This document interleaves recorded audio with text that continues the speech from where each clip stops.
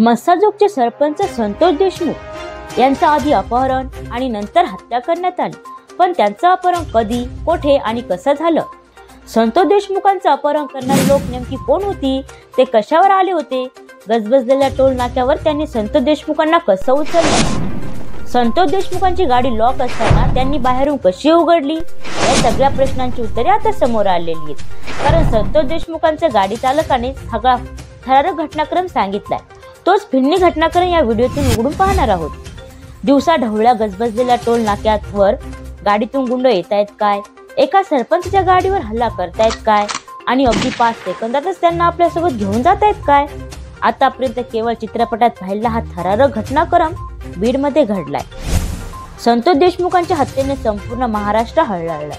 यामागे नेमकं कोण आहे याची चौकशी सुरू आहे. पण ज्या दिवशी संतोष देशमुख अपहरण झालं त्या दिवशी त्यांची गाडी चालवणारे चालक शिवराज देशमुख त्यांनी समोर येत अपहरणाबद्दल एक धक्कादायक माहिती दिली. एक वृत्तवाहिनीशी बोलताना शिवराज देशमुख म्हणाले की आम्ही केजकडून मस्साजोगकडे येत होतो. डोणगाजवळ एका टोलनाका तिथं पुढून एक काळ्या रंगाची स्कॉर्पिओ आली. मेल टोलनाक्यामध्ये आणि तिथून पुढे आडवी लावली आम्हाला. त्या लाईनमध्ये दुसरी गाडी बसत नव्हती. आमची गाडी लॉक होती आणि त्यांनी दगड टाकला गाडीच्या काचावर. सेंटर लॉक खोलले. 6 जण होते. इतर काही मागे होते. मागचे काही दिसले नाही. पण त्यांना मला उचलायचं नव्हतं.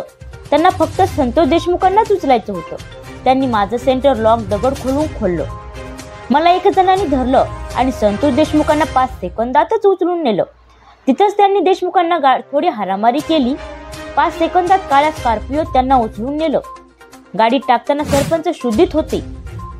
गजबजलेल्या टोल नाक्यावरून सरपंचाचं अपहरण करणारे लोक कोण होती असा प्रश्न अख्ख्या महाराष्ट्राला पडलाय. मस्साजोग गावातील पवनचक्की प्रकल्पातील एका घटनेमुळे त्यांची हत्या झाल्याचा संशय सुरुवातीला व्यक्त करण्यात आला. त्या संशयाला चालक शिवराज देशमुखांची प्रतिक्रियेने बळ दिले. मारेकऱ्यांबाबत बोलताना ते म्हणाले की सरपंच इथे काहीतरी मागे आले होते पवनचक्कीवर. तिथं आमच्या गावातल्या लोकांना हाणामारी केली होती. ती हाणामारी सोडायला सरपंच गेले होते.